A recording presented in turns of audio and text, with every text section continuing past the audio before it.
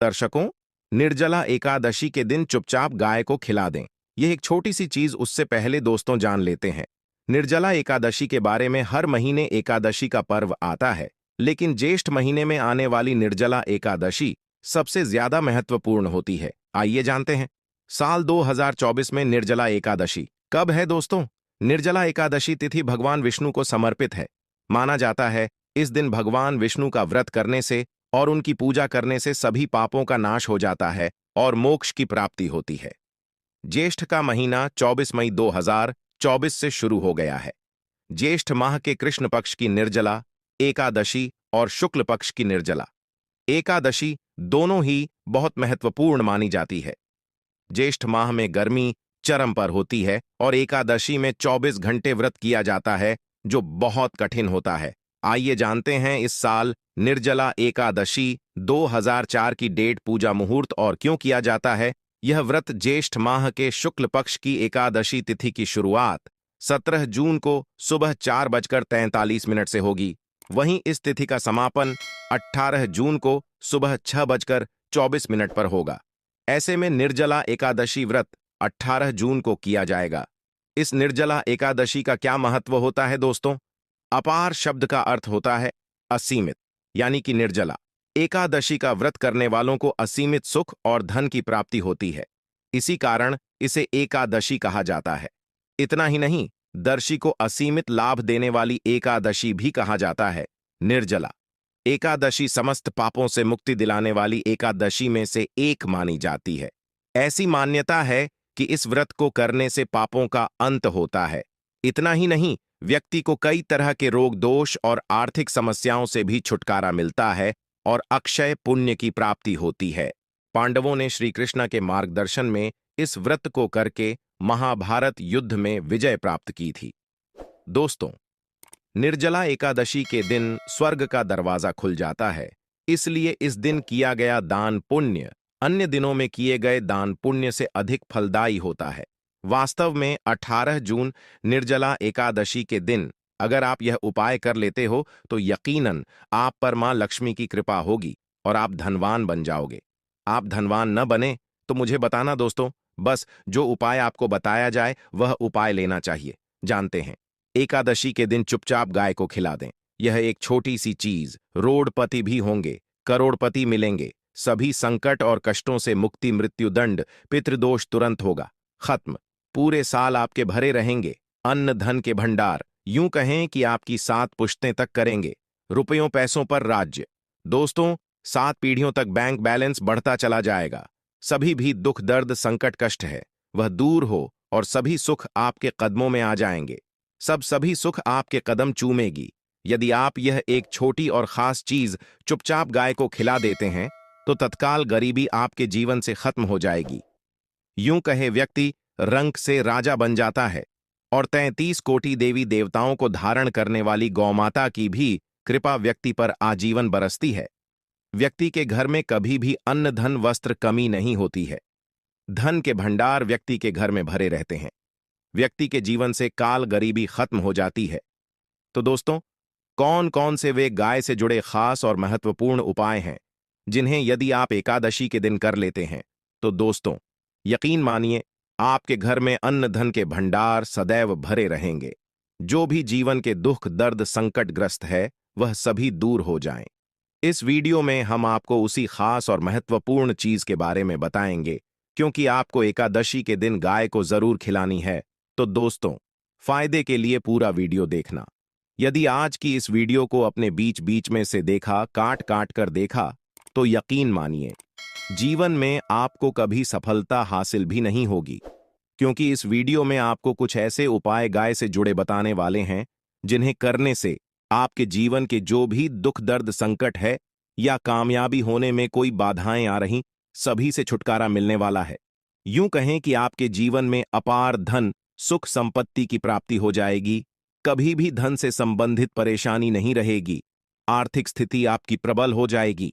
धन प्राप्ति के योग्य बन जाएंगे और जीवन में सदैव अनंत धन के भंडार आपके घर में भरे रहेंगे। अनंत धन वस्त्र कभी कमी नहीं होगी आपके घर में। तो दोस्तों, आज का वीडियो पूरा देखकर जाना। यदि आप चाहते हैं आप और आपके परिवार पर सदैव गौ माता की कृपा से, आपके पितरों की कृपा से, देवी देवताओं की कृपा से। तो दोस्तों, वीडियो को देखकर जाना बहुत ही फायदेमंद वीडियो है। पूरे 50 सालों के बाद ऐसे दुर्लभ संयोग है, तो पूरा वीडियो देखकर जाना।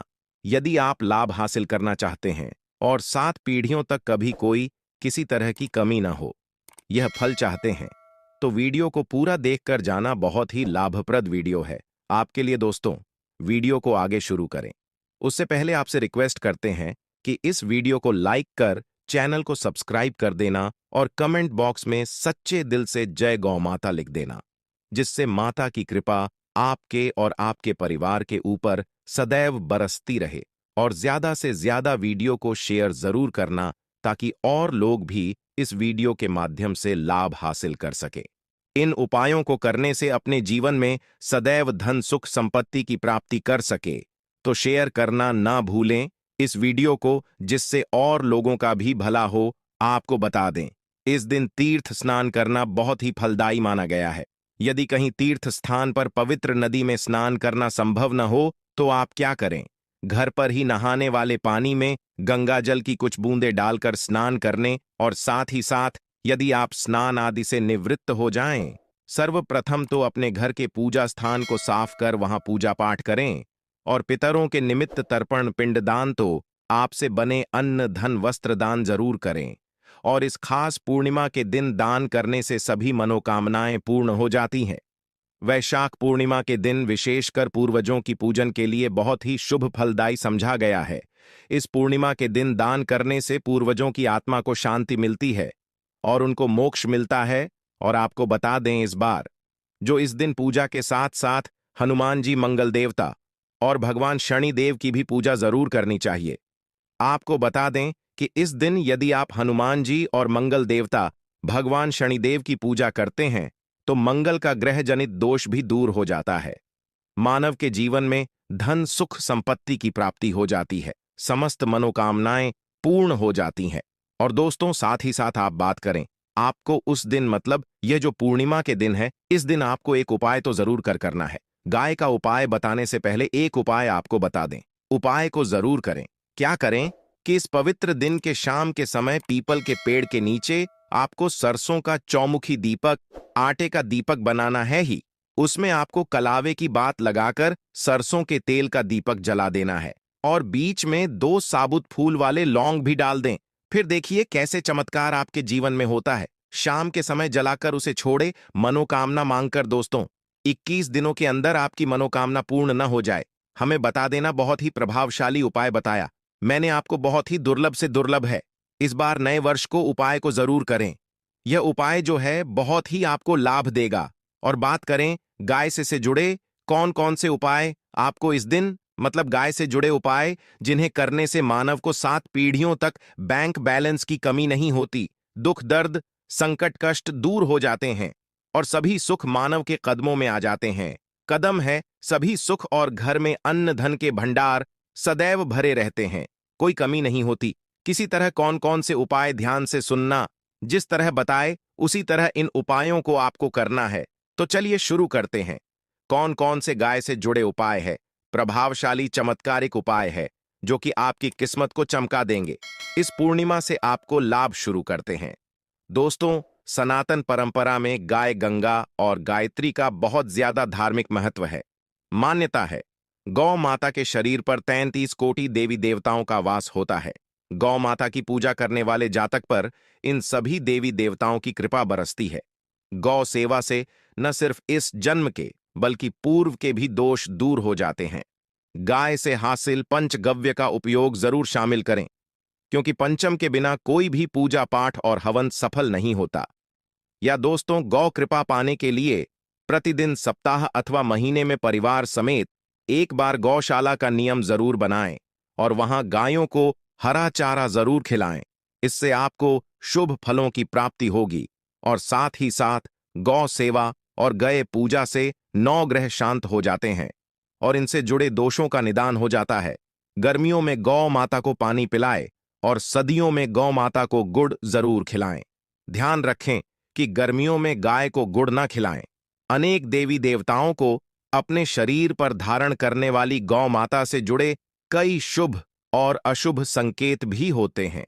मसलन गाय का दूध देते समय यदि गाय ठोकर मार दे और सारा दूध बिखर जाए तो अपशगुन होता है।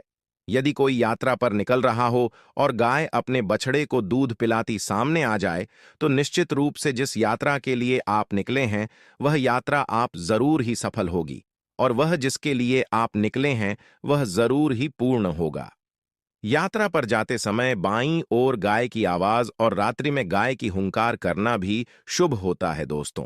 साथ ही साथ गाय के साथ आप भूल कर भी दुराचार ना करें, अन्यथा मिलता है घोर पाप और जीवन भर की परेशानियां बनी रहती हैं। जी हां दोस्तों, गाय को राष्ट्रीय पशु बनाए जाने और इन्हें मौलिक अधिकार दिए जाने की बात हो रही है तो सवाल उठता है, गाय संस्कृति का अहम हिस्सा है, तब भी गाय के साथ लोग खराब व्यवहार कैसे कर लेते हैं। गाय दर दर भटक रहती है, भरपेट इन्हें चारा तक लोग नहीं देते। गाय जब तक दूध देती रहती है तो उनकी सेवा होती है और जैसे ही दूध देना बंद कर देती है तो लोग इन्हें उनकी किस्मत पर छोड़ देते हैं, सड़कों पर और गलियों में भटकने के लिए। ऐसे में कोई जीवों को कोई डंडे मारता है तो कोई कोई पानी डाल देता है, कभी वाहनों की चपेट में आ जाती है तो कभी बीमार होकर बेचारी यह गाय दम तोड़ देती है।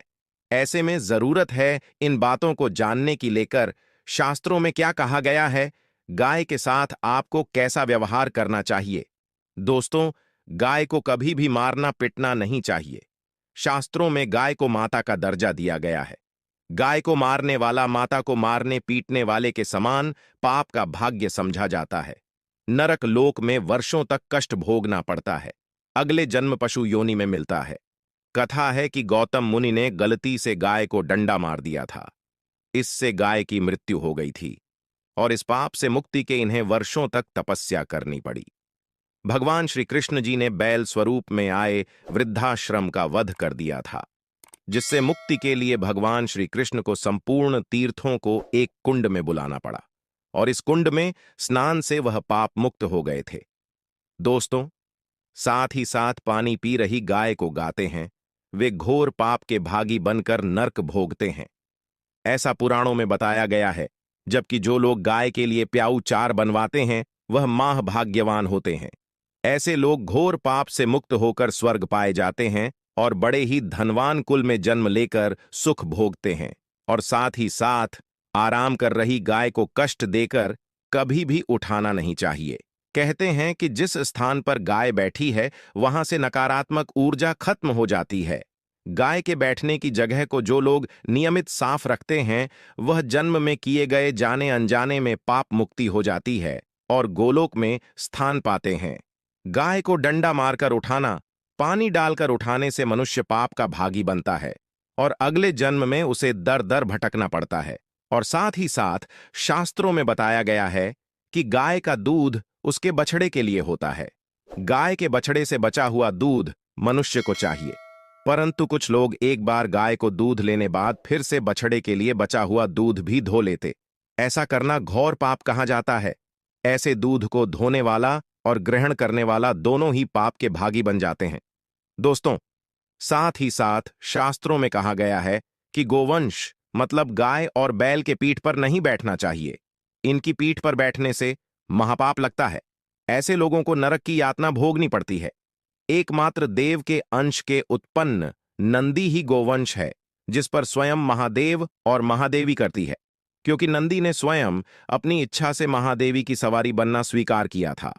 और साथ ही साथ शास्त्रों में गाय के दान को बहुत ही महत्व दिया गया है, परंतु ऐसी गाय का दान कभी नहीं करना चाहिए जो बूढ़े और बीमार हो।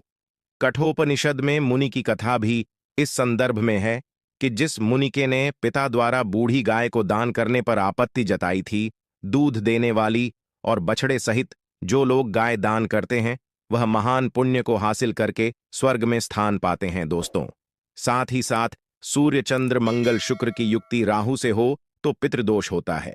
यह भी मान्यता है कि सूर्य का संबंध पिता से एवं मंगल का संबंध होने के कारण सूर्य यदि शनि राहु या केतु के साथ स्थित हो या दृष्टि संबंधी हो तथा मंगल की युति राहु या केतु से हो तो पितृदोष होता है। इस दोष से जीवन संघर्षमय बन जाता है। यदि पितृदोष हो तो गाय को प्रतिदिन या किसी भी पूर्णिमा दिन या किसी भी खास दिन पर रोटी गुड़ चारा खिलाने से पितृदोष खत्म जाता है। साथ ही साथ गाय की पीठ पर जो कूबड़ बना होता है वह बृहस्पति गुरु है। अतः जन्मपत्री में यदि बृहस्पति अपनी नीच राशि मकर में हो या अशुभ शिवलिंग में जा रहे हों और सामने से गौ माता आती हुई दिखाई दे तो गौ माता को अपनी दाहिनी ओर जाने देना चाहिए। आपकी यात्रा जरूर ही सफल होगी और जिस घर में गाय होती है उसमें दोष स्वतः ही खत्म हो जाता है। और साथ ही साथ आपको बता दें कि गाय को आप भी रोटी बनाएं, प्रतिदिन ताजी रोटी ही बनाएं। गाय को अगर आपने रोटी बनाई है तो कोशिश करें कि उस रोटी को आप तुरंत ही गाय को दे दें। अगर आप उस रोटी को रख देंगे और उस रोटी को अगले दिन दे देंगे तो वह रोटी बासी मानी जाएगी। गाय को कभी भी बासी रोटी न दें, इससे घर में नकारात्मक ऊर्जा वास करती है और जो भी काम आपके बनने वाले होंगे वह काम भी आप बिल्कुल भी नहीं बनेंगे। इससे आपके घर में हमेशा दर्द देवता का वास रहेगा और आप जिस भी काम उस काम में आपको हमेशा असफलता ही हाथ लगेगी। इसीलिए कोशिश करें गाय को रोजाना ताजी रोटी बनाकर खिलाएं और रोटी को बिल्कुल न रखें। बासी रोटी गाय को न दें और साथ ही साथ सड़ी गली चीजें गाय को नहीं खिलानी चाहिए। घर में कोई फल है, कोई सब्जी है, सड़ जाए तो लोग क्या करते हैं, गाय को देते हैं। नहीं ऐसा चाहिए। ऐसा करने से यदि आप गाय को खिलाते हैं तो उल्टा आप पाप भागी बन जाते हैं। आप बिल्कुल सड़ी गली चीजें गाय को खिलाएं और साथ ही साथ इस खास पवित्र दिन पर आटे की 5 लोहियां बनाकर उनके ऊपर हल्दी लगाई, इसके बाद को खिलाएं। हर एक लोहे को खिलाते समय गाय के सीन पर आप हाथ फेरें, पीठ पर हाथ फेरें, मस्तक पर हाथ फेरें। माता गाय की अब चरणों का स्पर्श करें। दोस्तों, ऐसा करने से आपके समस्त काम बनने लगेंगे। जो दुख का समय चल रहा है वह भी खत्म होगा। आपके जीवन में खुशियां ही खुशियां होंगी। और एक बार पूर्णिमा पर आप 11 बार गाय की परिक्रमा भी कर लें तो आपके समस्त काम होंगे। और पूर्णिमा पर साथ ही साथ आप गाय को जब भी रोटी दे, रोटी पर या तो आप थोड़ी हल्दी लगा लें या थोड़ा गुड़ रख लें। अगर गुड़ ना हो तो आप थोड़ा भी रख सकते हैं। दोस्तों, गाय को कभी भी सूखी रोटी ना खिलाएं। सूखी का मतलब गाय को जो भी रोटी खिलाए उस पर कुछ ना कुछ रखकर खिलाएं। हल्दी ले, गुड़ रख ले, मिश्री घी या जो भी रख ले, मतलब खाली नहीं खिलानी है। इतना करने मात्र से आपके जीवन के सभी दुख दर्द